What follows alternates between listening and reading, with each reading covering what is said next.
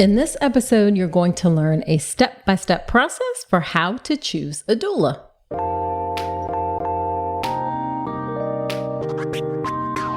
Welcome to the All About Pregnancy and Birth podcast. I'm Dr. Nicole Calloway Rankins, a board-certified OBGYN who's been in practice for nearly 15 years. I've had the privilege of helping over 1,000 babies into this world, and I'm here to help you be calm, confident, and empowered to have a beautiful pregnancy and birth. Quick note, this podcast is for educational purposes only and is not a substitute for medical advice. Check out the full disclaimer at drnicolerankins.com/disclaimer. Now let's get to it. Hello there. Welcome to another episode of the podcast. This is episode number 218. Whether you are a new listener or a returning listener, I am so grateful that you're spending some of your time with me today. So I'm super excited to bring this episode to you about how to choose a doula. Anyone who's listened to me for any amount of time or followed me on social media knows that I am a big fan of doulas. So again, I'm just really excited to share this and give you some information so that you can find a doula that works for you. To be honest with you, part of this episode or the idea for this episode came from a few recent birth stories and just chatting with people in my DMs and things like that, where they have had not so great experiences with doulas. And again, I love doulas and there's some great doulas out there, but doulas are also human beings and they can not provide the right services like anybody else. So you really just want to have some guidelines and things to follow and recommendations, just like you would for finding an OB doctor or a midwife.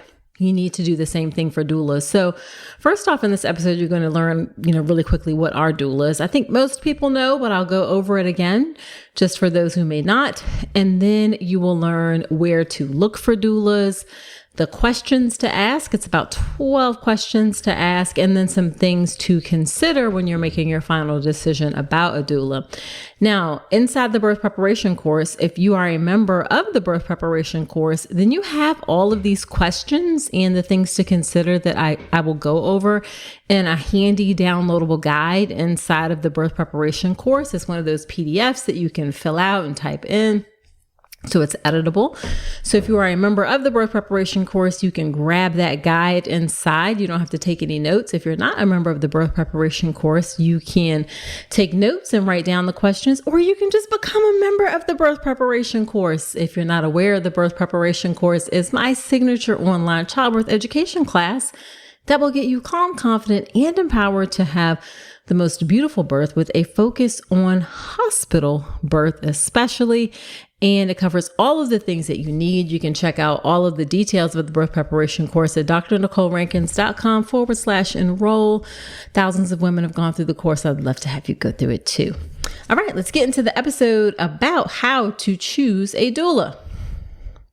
So first up, what exactly are doulas? Well, doulas provide physical and emotional support during labor and the postpartum period. And there are also different types of doulas these days. Like I'm specifically in this episode talking about a birth or a labor doula, but there are some doulas who only focus specifically on the postpartum period. There are also doulas like abortion doulas who accompany people along the abortion journey. There are also death doulas who accompany people along the death journey. But I am specifically talking about labor doulas. And doulas are especially helpful when you want an unmedicated birth. They can help you with pain management techniques, but they can also be helpful even if you have an epidural or you are having a planned cesarean birth or you end up having a cesarean birth. And the reason that I love doulas so much is because studies show that having a doula can shorten your labor, can decrease the need for pain medicine, and can increase your chances for having a vaginal birth. That continuous labor support makes a difference. And the difference is that a doula is going to be there for the duration of your labor, or well, at least they should be. Whereas your nurse is going to change during the course of your labor. You may have a different physician during the course of your labor.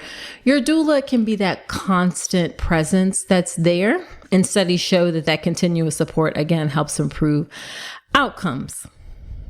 Now, most doulas do not have medical training. They may have additional medical training unrelated to being a doula. Like I know some physicians who are doulas or have gotten trained as a doula, or you may see lactation counselors who are also doulas, or therapists who may also have doula training as well. But to be specifically for the role of a doula does not require medical training. And then you may also be thinking, like you talked about, or I just talked about how doulas provide physical and emotional support. Well, isn't that what my partner is supposed to do? And yes, your partner can absolutely provide support during your labor and birth, but a doula does not replace your partner. A doula will enhance your partner's ability to support you. So they will support you. They will also support your partner, or they should, in helping you get the birth experience that you desire. Okay, so let's talk about those steps that you need to take when hiring a doula. And it's really just 4 basic steps, and I'll break down each one of those in more detail. The first one is going to be you need to create a list of potential candidates. I'll talk about why that's so important. Step 2, you need to set up interviews, at least 3, I recommend. Step 3 is actually do the interviews, and I'm going to give you those questions that you should ask in the interviews. And then step 4 is that post-interview process of things you need to ask yourself before you make a decision. And then I guess step 5 is make a decision whether or not you're going to hire a doula or who you are going to hire.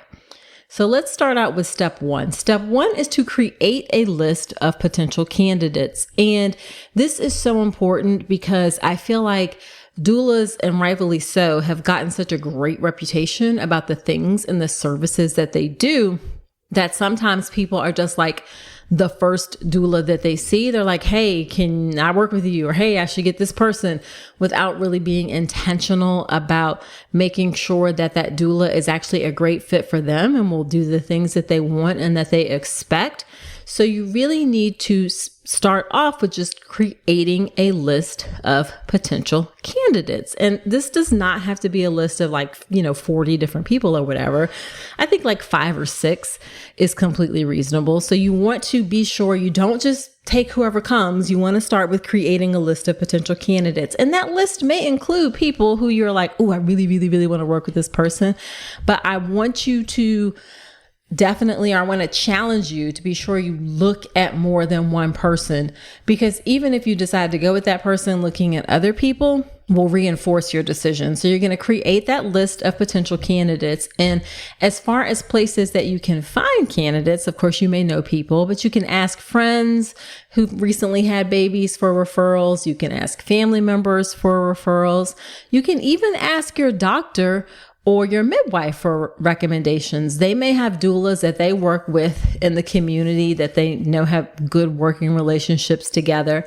And actually asking your doctor about whether, what recommendations they have for a doula can actually set up a good conversation for you to understand whether or not they support doulas, right? So all doctors should absolutely support doulas because without question, the evidence shows that doulas improve outcomes. However, some doctors don't. So when you go and ask that question, hey, do you have any recommendations for doulas? If you get language like, I don't know why you need a doula, I don't know why you would do something like that, or, eye rolling kind of thing, or I guess if you have to have a doula sort of thing, that's a red flag, something that you need to pay attention to, because really there's no reason why doctors should not be able to, or should not support continuous labor support during labor, because research shows that it makes a big difference. ACOG has supported it, all of those great things. Now, another place, you can also call up to the hospital labor and delivery and ask if they have recommendations for doula. They may or may not. Some hospitals actually have doulas internally who they employ at the hospital. That can be both good and bad. It can be good because you may have a doula there and you don't have to pay for it. But I don't want to say bad, but the potential con is that you may not know this person. You may not have an opportunity to meet them. You don't have a choice about who it is beforehand. Also, they are employed by the hospital, so they're potentially going to be indebted or lean towards the hospital in the sense that they're going to not mess with them out. They're not going to bite the hand that feeds them, so to speak. So there are pluses and minuses to that, but you can ask the hospital if they have any specific doulas that they know come to the hospital on a regular basis or recommend. Just call up, and whoever answers the phone on labor and delivery, you can ask them. And then there are a couple of good websites that you can go to search for doulas. There's doulamatch.net, and we'll put that in the show notes. And also dona.org, that's DONA.org. Those are both places where you can put in where you are, put in what you're looking for. I believe things like your budget, and then you can find doulas in your area who you can interview. Because again, I want you to create a list of potential candidates. If you're traveling this summer with your baby, then you need to know about Baby Quip. Baby Quip is the #1 baby equipment rental service and marketplace, offering thousands of baby gear items in over 1,000 cities across the US, Canada, Mexico, Caribbean, Australia, and New Zealand. Baby Quip provides clean, safe, and insured rental essentials to make everywhere feel like home. They rent full-size cribs, strollers, car seats, toys, high chairs, carriers, noise machines, pack and plays, monitors, and so much more. And listen, when you rent baby gear, that allows you to actually enjoy the trip of getting to your vacation destination. It eliminates the need to pack and haul bulky baby equipment through the airport, or your baby equipment doesn't take up that valuable trunk space. My listeners can get $20 off your reservation of $100 or more with code Dr. Nicole at babyquip.com. That's babyquip.com, and use promo code Dr. Nicole to get $20 off today. Enjoy the journey with Baby Quip. All right. Now, once you have that list, the next thing you're going to do is you are going to set up at least 3 interviews. Did you hear me? Set up at least 3 interviews. I know this may seem like a lot, or maybe it doesn't, but I don't want you to just pick one person. I want you to have a little bit of a feel for different people and how they may work. And again, even if you fall in love with someone and you're like, oh, this is the one who is it. If you talk to other people, it can reinforce that, or it may give you things that you didn't realize that you should have considered. All right. So you definitely want to set up at least 3 interviews.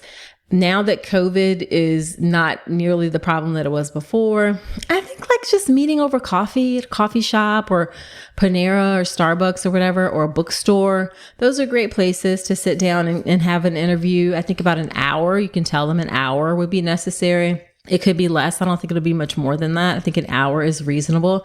I think ideally you want your partner to be there as well, because your partner should be part of this process and feel comfortable with the person too. So you want your partner to be there as well. But I want you to set up at least 3 interviews. Okay. Step 3 is ask the interview questions. I'm going to go through these questions. Again, if you're a member of the birth preparation course, you can print out this document. The PDF is already in there. If not, then just grab yourself some pen and paper and you can make some notes.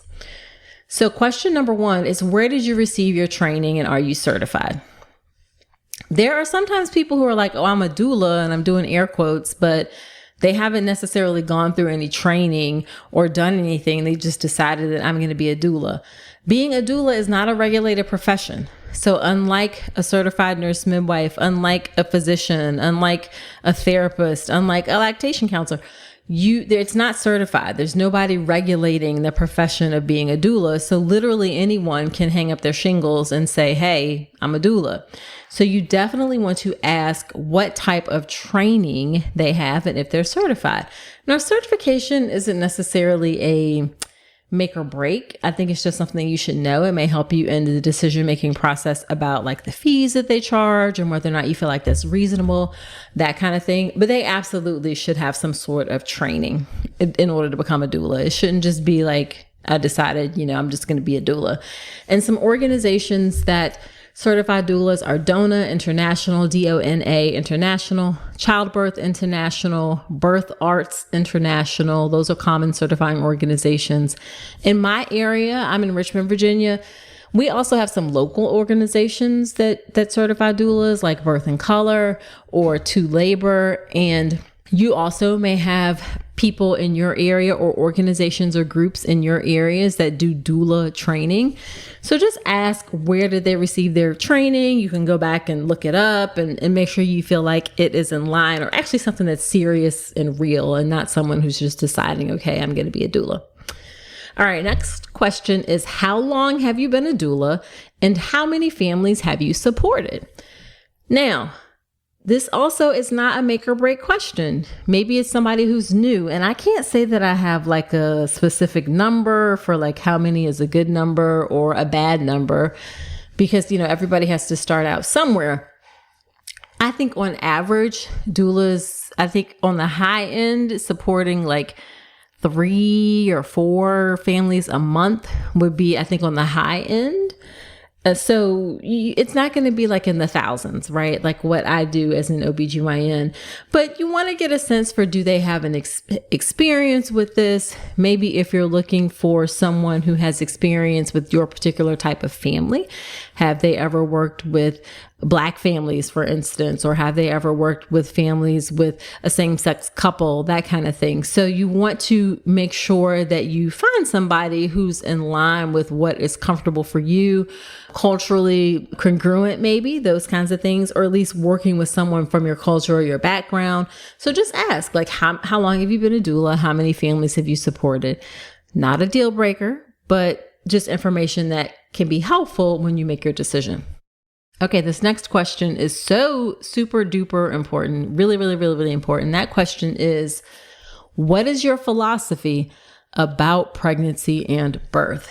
And you really want to be sure that you all match and you have the same ideas and thoughts about pregnancy and birth, and that she won't push her own agenda on you. So examples of how I would expect someone to answer this question are, I believe in limited interventions, or my philosophy is supporting the pregnant person and the choices that work best for them. You don't want anybody who's like, well, you should never do anything during pregnancy. You shouldn't take any medicines. You shouldn't see a doctor, or not, I'm not going to say you shouldn't see a doctor, but you shouldn't take any medicines. You should never be induced. Those tests that they do are unnecessary. Like that, to me, is red flags. You want somebody who is in line with how you feel about pregnancy and birth, because this really is about supporting you and helping you in your pregnancy and helping you have the best experience that you want, not their own agenda, not what they think is best. And if you have a doula who is not medically trained, but is talking about she can do some medically trained things, or she can do some medical things, also a red flag. Good doulas will not be trying to do medical stuff. They know their limits and they will refer you appropriately. So if you hear them talking about how they can, some practicing medicine sort of things, that is also a red flag as well. And again, you may decide that, you want an unmedicated birth, but you're open to an epidural. You don't want anyone to say like, oh, I absolutely don't think anybody should get epidural or get any medicines or anything like that. You just want somebody who's in line with supporting the things that you want for your birth. Okay.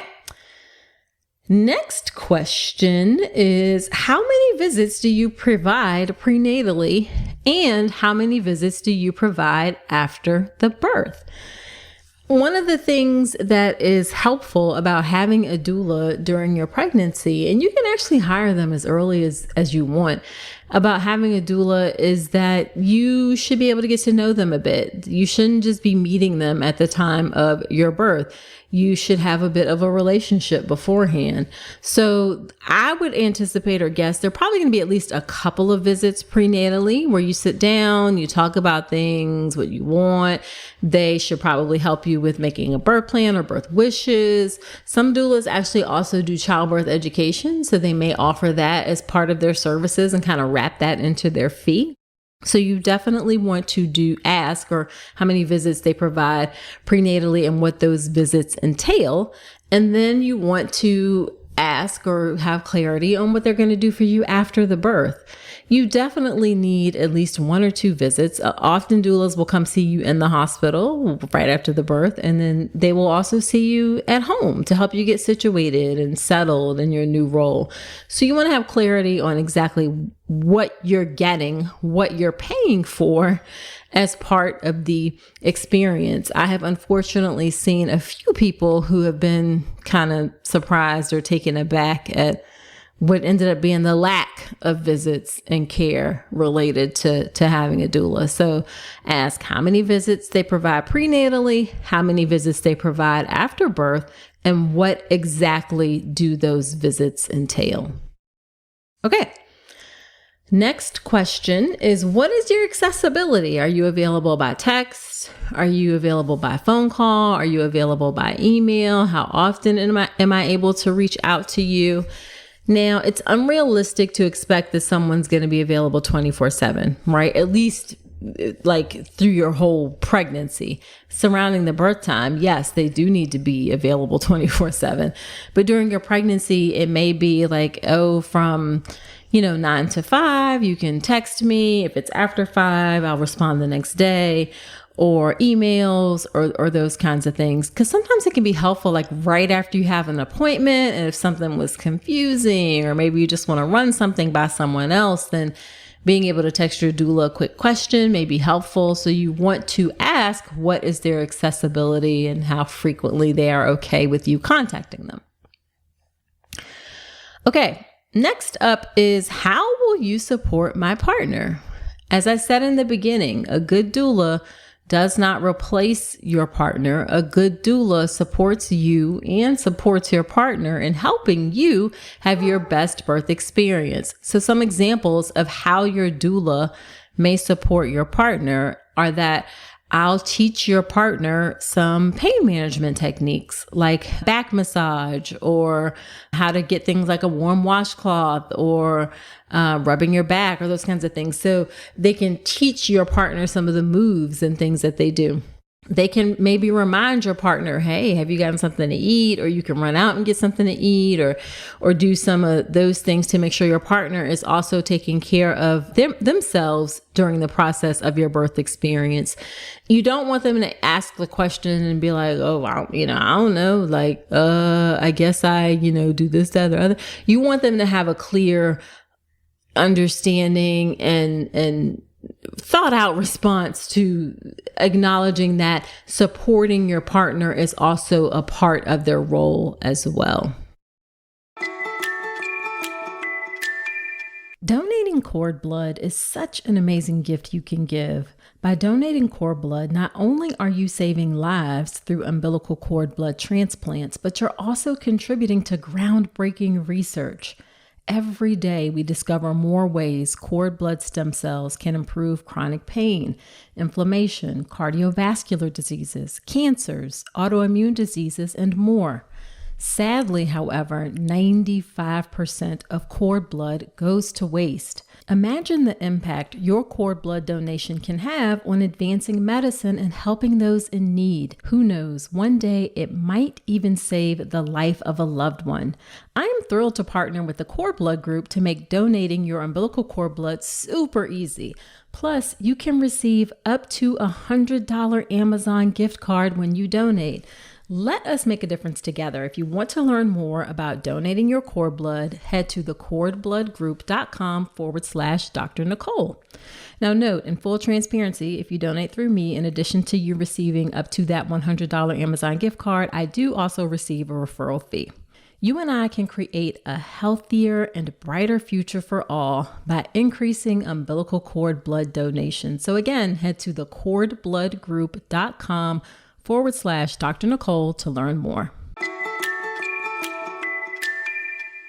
All right, next is, how will you interact with my medical team? And I want you to specifically ask, do you feel comfortable playing an advocacy role? This is super duper important. All right. There are some doulas who are out there and like, I am ready to advocate. I will intervene. I will speak up on your behalf. But that is not what doula by definition means. Doulas are trained to provide physical and emotional support. It doesn't necessarily mean that they're ready to intervene on behalf of you and your medical team. Now, I think ideally they should. And if they don't feel like they're comfortable with that, then your partner absolutely has to be able to do that, because you need to have someone with you during your birth who can advocate for you on your behalf, for sure. But you really want some clarity ahead of time, because you don't want to get in the birth experience and things are happening and you're in the thick of things and you're thinking your doula is going to speak up about something and they don't. And examples of advocacy, like, don't expect that your doula is going to be like scrapping with the hospital staff, but some things that they may do that can just provide a little bit of space and time for you to think about things is, for example, when something is being presented to you as an option, they can nicely, calmly say, you know what, they can look at you and say, do you want a minute to think about it? Do you maybe want a minute for you and your partner to kind of discuss this, and kind of open up that door to give you some space to think about things so you can discuss things in private, right? Or if it's like, you have some hesitancy about getting a cervical exam or getting your water broken, and your doula can say, is there any way like she could like reassess, or we could look at things in a couple of hours and kind of see where things are. So ask, does your doula feel comfortable doing those kinds of things? And ideally, you don't want a doula who is like going to be an adversary, or who goes into it like gangbusters. We got to fight the hospital staff. That's not what works best. When you have a labor and delivery nurse and a doula who work well together to support the patient, that is like the best, like the absolute best. So you want a doula who feels comfortable helping with, or working with a nurse, working with the physician, having a conversation, and not like an adversarial kind of thing. That's what makes the best environment or situation, particularly in a hospital birth. Okay. Next is, at what point are you on call 24/7 for my birth? Birth is unpredictable. The only predictable thing about birth is that it is unpredictable. So your doula needs to be very clear for you, like, when will they be available? Typically that's going to be once you're full term. So 37 weeks, maybe 38 weeks up until when you give birth. That means you can call them anytime, or text, or anytime when things happen, because things happen whenever they happen. So you want to know very clearly at what point your doula is on call 24/7 for your birth. All right. Next question is, at what point in my labor will you join me? Now, I love doulas, and this one is probably if there are some doulas listening, this may cause a little bit of friction. I hope not. But doulas are human beings too. They have lives, and it can be challenging to be with someone during a whole labor, and that lasts for hours and hours and hours and hours and hours. I mean, I think doulas are starting to recognize, that work-life balance. The reason why, for example, we in our specialty have things like hospitalist, where I only work in the hospital and I work certain shifts, and I know that outside of that I'm not working, or midwives who share call and responsibilities. I think they're starting to understand that being with someone during that whole time is a lot. It's demanding physically, it's demanding mentally, right? So sometimes I think it used to be like, oh, your doula would kind of like come to your house, and when you first started having contractions and things like that, to sort of assess and help give you an idea, is it time to go to the hospital? And I see that sort of hands-on treatment less and less, to be honest with you. They'll definitely talk to you over the phone. They'll definitely help you think through about whether or not it's time to go. But I rarely are doulas that I see, and y'all can DM me on Instagram at Dr. Nicole Rankins if you know something different. Are they going to people's houses and doing that type of thing like it used to be in the beginning? It's just a difficult model to sustain, to be there for so long. Again, it's demanding physically and mentally. And same thing, like if you're in the early part of labor, then sometimes they may say, hey, I'll join you when things are a bit more active, or I'll join you once you get to be 5 centimeters and you're in the active part of labor. Or definitely if you're having a labor induction, your doula is not going to be there for your whole labor induction. I can guarantee you that. And they don't need to be, right? They don't necessarily need to be, especially if you're in a good environment. They don't need to be there until things get more active. So they may come and help you get situated or settled in, or talk to you over the phone or by video chat or things like that. And then they'll join you when things are more active. So don't expect, like, from the second you hit the hospital door until you give birth, that your doula may be there, because they may not. So you just want to ask really clearly, at what point in the labor process will you join me? Okay, next up is, what happens if you are not available when I give birth? As I said, doulas are humans. Things happen. Maybe you give birth a little bit earlier than anticipated, or things like that. So most often they will have a backup doula. And it's kind of up to their own policies and procedures, or how they do things, as to whether or not you will meet that backup doula ahead of time. But there should be something clearly in place for what happens if they aren't available when you give birth. Okay. And then last 2 questions. What are your fees? Be real clear up front. How much is this going to cost? All right. So you definitely want to know what their fees are. And fees can range from $400 to $1,000 or more. All right. It really depends on your area, depends on their level of experience, depends on how much they provide. But definitely get clear, like, what are your fees, so you can make a decision based on that. And sometimes people have payment plans or sliding scale, depending on your income level. Some doulas will even barter for services and things like that. So just be clear and ask upfront, what are the fees? And then if any part of the fees are refundable, if for some reason they aren't able to give you the services that were promised. Okay. So ask if there are any things that are refundable as well. And then the final question is, if I decide to hire you, what are the next steps? So you know, again, very clearly what to expect and what is to come going forward. All right. So those are those 12 interview questions. Now, and you're going to ask again, all of those to 3 people, at least 3 interviews. You can do more if you want, but 3 interviews. And then the last step is, these are questions that I want you to ask yourself after the interview. Questions to ask yourself after the interview to help you make a decision about who will work best for you. So question number 1 is, did I feel comfortable with this person? You have to feel comfortable with this person. They're going to see you in a very vulnerable state. They're going to see you when you may not necessarily be at your best and your brightest and your shiniest, where you'll be in pain. So you just want to know, like, or ask yourself, did you feel comfortable with this person? Next question is, did she communicate well? Communication is really important. Do you feel like you had a clear understanding of the services that she offered, that talking to her, you understood everything, that you didn't leave feeling confused or having any questions about anything? So ask yourself, does she communicate well? Next question is, would I feel comfortable having her in my home? I think a lot of that, a lot of that is related to if you decide to have them for more extended postpartum care. But are you going to feel comfortable having this person around you and in your home in particular, especially if you're considering having them for postpartum care or a postpartum doula?